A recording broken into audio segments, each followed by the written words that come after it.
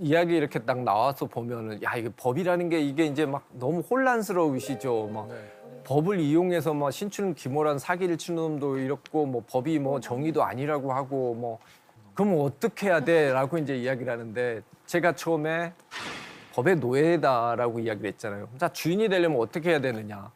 법을 우리가 이용해야지 우리가 주인이 되는 거예요. 뭐냐?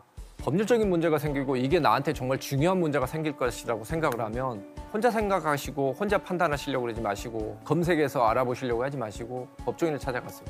법률가를 찾아가십시오. 변호인 찾아가면 돈 든다. 자, 여러분 우리나라에는 그런 걸 대비해서 여러 가지 제도가 있어요. 예를 들어서 무변촌이라는 게 있어요. 우리 마을에는 변호사가 없어요.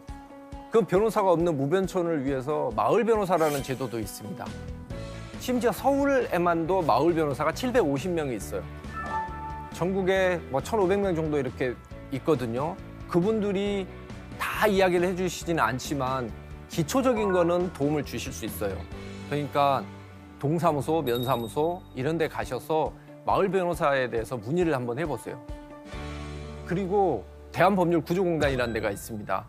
소외계층들한테 법률 구조를 해주는 기구예요.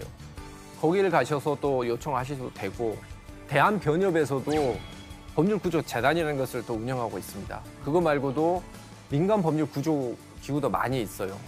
그게 제가 드릴 수 있는 현실적인 팁이에요.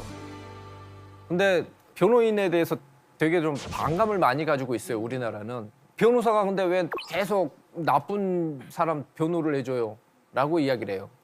아까 제가 법률이라는 것은 소수를 기반으로 해서 만들어진 거의 유일한 규범이라고 했죠. 소수 의견이 왜 중요한지를 말씀을 드릴게요.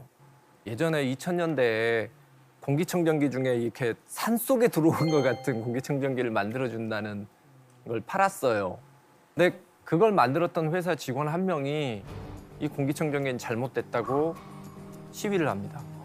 그러다가 결국은 업무방해로 구속까지 돼요.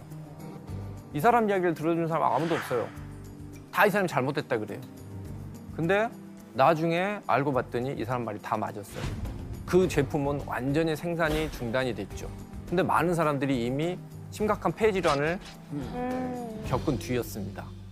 처음부터 그 사람 이야기를 어느 정도 들어줬으면 이런 문제는 없었겠죠. 근데 이 경우는 사실 소수 의견이 다 맞나 보구나라고 생각하는데 소수 의견의 가치는 거기에 있는 게 아니에요. 칼란 네메스라는 교수가 이런 이야기를 해요. 소수 의견이 중요한 이유는 그들의 의견이 결국 옳다고 판명나기 때문이 아니다.